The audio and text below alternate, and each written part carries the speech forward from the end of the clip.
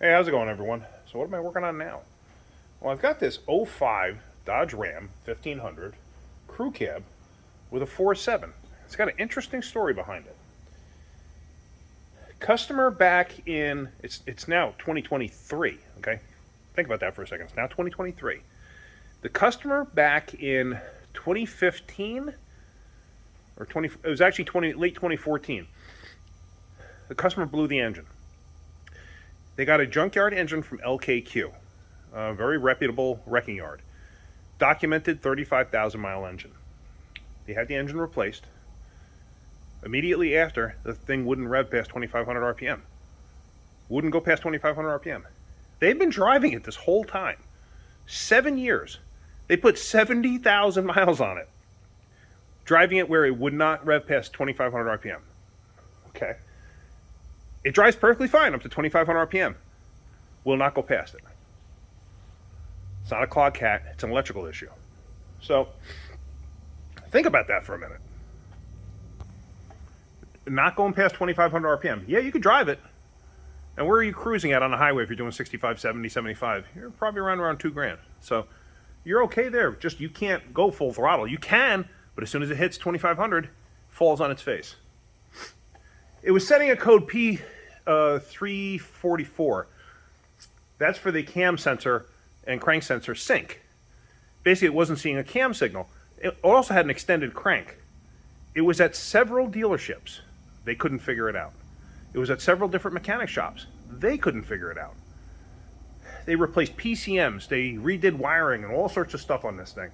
Cam sensors, crank sensors, you name it. Over 7 years. Nobody could ever fix it. Comes to me. I don't know what the problem is yet. However, I did improve the situation. I haven't fixed it yet. I did improve it. It still cuts out at 2,500, but I got rid of the P0344 code. I think that's what it was. P0344? Cam sensor, whatever the heck it was. Or no, P0340. I'm sorry, P0340 code. So I got rid of that. Now it's setting a P0344 code, which is intermittent loss of cam. When you start it, now it starts immediately. Before it was an extended crank because it had no cam signal. So it'd be like, and then eventually it would start because it didn't see a cam reference, so it didn't know where things were, so then it would start. Okay. Now it fires right off as soon as you start it. What I found was some wiring issues. Like somebody did an atrocious job wiring this thing. I found a pushed out pin in the PCM, all for the cam. And the cam, whoever wired it, I'll insert a picture here.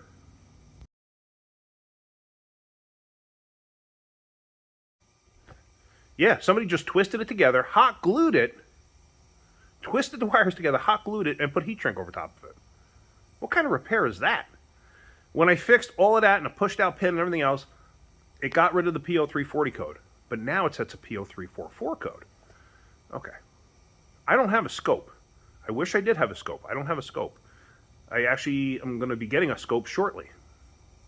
I just don't have one yet.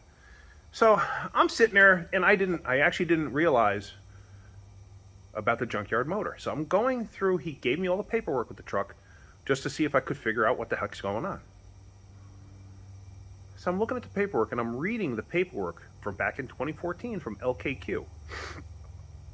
The engine, when he got it, came through with no valve covers. Why did it not have valve covers on it? The only thing I can think of is maybe this thing was hit severely. It was from another truck just like this, apparently. It has the VIN number and everything else. And I was able to look it up on Carfax, and sure enough, when it was totaled out back in 2014, it was a 35,000 mile vehicle. So what exactly happened? I don't know. So I'm thinking, well, it came through with no valve covers. Why? Something had to have hit the valve cover. Well, guess what? The cam signal is referenced off the passenger side cam gear. The gear itself has a Hall effect window on it. Basically, it's a trigger wheel with windows in it that the cam sensor reads off of. So I'm thinking maybe it's slightly distorted, like egg-shaped. And if it is egg-shaped, that would make sense as to why it starts fine now, but then as soon as it revs up, it's probably losing the signal because the signal's getting erratic and the computer doesn't know what to do with it. But at slower speeds, it can read it. Once it starts going faster, it can't read it because the window where it's supposed to measure from is going away from the sensor. And maybe doing that. I don't know. This is all a guess. So now what I'm going to do is I'm actually going to pop the valve cover off and investigate that end of it. Because that'll also tell me, okay, yes, I have a problem there, or no, I don't have a problem there. You can't just take the sensor out and look in there and say, yeah, I could see a problem, because where it is not that easy. So here, the valve cover's not super difficult to get off. Yeah, it's tucked underneath here. I got to move a few things out of the way. But the cam sensor, this is just all temporary wiring that I've done, until I get this thing straightened out. The cam sensor's under here, and it goes up inside the head. The cam gear is up underneath here. So I can't really see, if looking up underneath, I can look with a mirror in there, but I can't really tell what I'm looking at, if you know what I mean. So now what I'm going to do is I'm going to pull the valve cover off, and I want to investigate. I want to physically see what that gear looks like. And hopefully I can see something. So, all right, let's get this valve cover off, and let's look and see what we got. Because like I said, at that point, it's going to either confirm or eliminate. And maybe it's just bent enough. Maybe I can straighten it out. Maybe it'll be fixed. We're going to find out. All right, let's go. So I got all the bolts loosened up. I undid the wiring harness from the PCM and that, and I moved it over there. Let's see, nothing really special. I blew all the junk off that was there. I mean, I could find absolutely nothing under here. I don't know what I'm going to find. And judging by what I see, the guy's not very good on maintenance, because when I had to take the fill out in the front here, and you can see there's a lot of mung inside. But let's see. I might have to do this two-handed.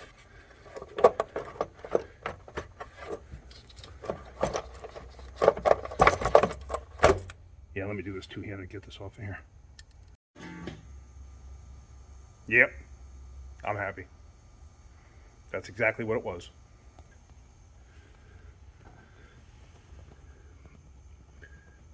See the gear, it's damaged? That's exactly what the problem is, right there. That's a little bit of gook from the gasket. I must have scraped it on there. But yeah, so that's the problem. Right there. Damaged. So that's why it's starting up okay, because it's seeing a signal at slow speeds. Once it speeds up, it can't read it because it's too erratic. So then the computer just defaults. Yes, I'm happy. 7 years and different dealerships and everything else, and nobody can figure that out? Come on. All right. Now, here is the next question. How do I fix that? You can get a gear. I'm not sure if I want to get a gear or what I want to do here. I'm going to try to straighten that out. And I think I can straighten that out with a screwdriver or something, just to try to make it round again. I'm going to try that and see what I can do. If I can't, then I got to do a gear. To do a gear, I got to take the whole front of this thing off, because you got to take the timing chain off. So at least I don't know any other way at this point. So yay, I'm super happy. Here, look at it again. You can see how cockeyed it is right there. But that's your whole problem right there. That's what's causing all of this. And see, that's the cam sensor right underneath it. So if it's got to read that, and all of a sudden it hits that, had I had a scope, I would have been able to see that. But that's the entire problem. Let me see if I can't get that straight first. Let me try that before we wrap this up. All right, so pretty much I manipulated it by sticking a socket in here and rolling this thing up into it to try to like roll it out, kind of like what you see people do with fenders nowadays, to like roll fenders. I kind of did that, and I got it pretty darn straight. At one point I had to hold it up and tap it lightly with a small hammer just to get it down. Now I got the starter wire, the starter itself triggered with a jumper here, so let me crank it, and you can see it actually rotates cleanly now. I should have rotated it before so you could see it, but I just didn't think of it. But you could see the dent that was in it before. I mean, it's a little off side to side, which tells me that it's, that it's actually bent. So it does do this a little bit, but I don't think that's going to have an effect. If it does, then I know I just have to get a gear. But I'm pretty confident that it's straightened out now. So now I just got to clean out the goo that's in here. I got to take a good look at that valve cover gasket. I may have to run down the parts where I get a valve cover gasket. Let's get this back together and see if it's fixed. That'd be beautiful if it's fixed. All right, so she's all back together now. and let's go take it for a road test and see what it does. I mean, I'm not 100% that that's going to fix it, but I mean, it kind of makes sense.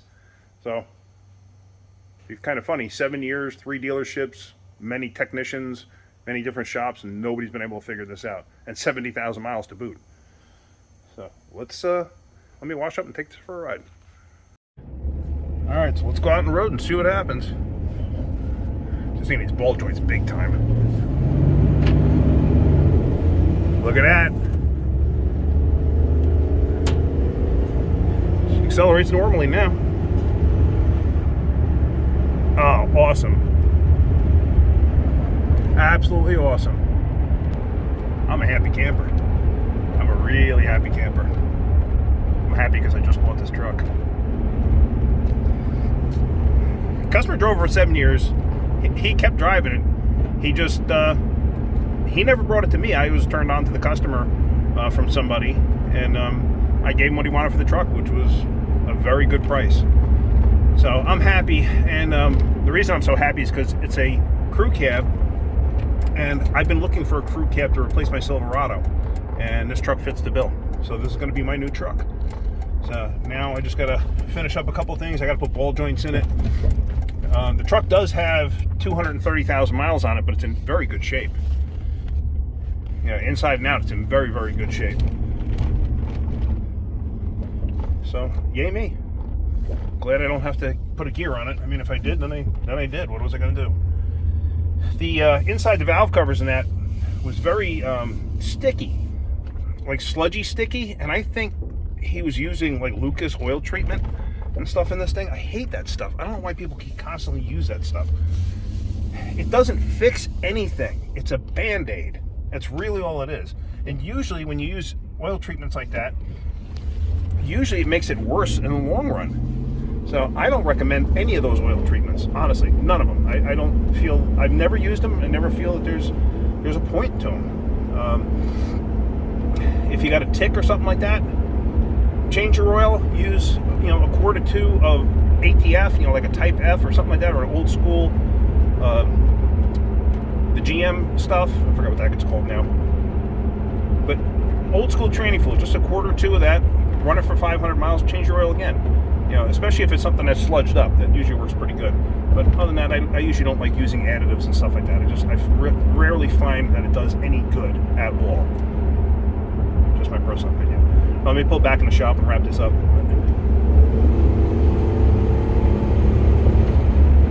Yahoo! I am happy. I am very happy. So this thing had a bunch of problems, but they're fixed.